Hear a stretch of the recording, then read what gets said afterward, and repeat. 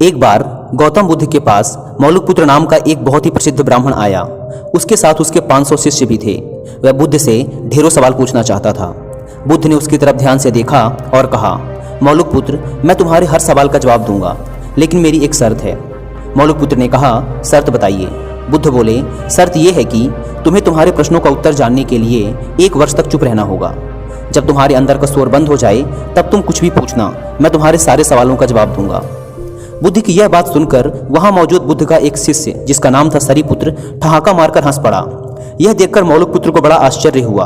उसने बुद्ध के उस शिष्य से हंसने का कारण पूछा तो सरीपुत्र ने कहा, मैं भी कुछ सालों पहले ऐसे ही तुम्हारी तरह मन में बहुत सारे प्रश्न लेकर आया था।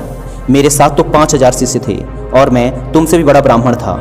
मन में बड़ा अभिमान था कि बुद्ध तो मेरे प्रश्नों का उत्तर दे ही नहीं पाएंगे, लेकिन बुद्ध की शर्तों के अनुसार 1 साल तक चुप रहा और अंत में मेरे पास कोई सवाल ही नहीं बचा। इस पर बुद्ध ने मौलिकपुत्र से कहा, मैं अपने वचन का पक्का हूँ, साल भर बाद जवाब जरूर दूंगा। 1 साल बीता और मौलिकपुत्र ध्यान में उतर गया। वह इतना मौन हो गया कि मन के अंदर की बातचीत भी खत्म हो गई। जब 1 साल बीत गया तो साल के आखिरी दिन बुद्ध ने उससे सवाल पूछने को कहा। मौलिकपुत्र हंसा और बोला, सरीपुत्र सही कह रहा था, अब मेरे पास पूछने को कुछ है ही नहीं। इस पर बुद्ध ने कहा, अगर हम मन में सच्चे नहीं हैं तो समस्याएं और प्रश्न होते हैं। यह सब हमारे झूठ से पैदा होते हैं, जैसे कि हमारे सपने नींद से पैदा होते हैं। मन की अशांत अवस्था में प्रश्न होते हैं और मन की शांत अवस्था में उत्तर मिल जाते हैं।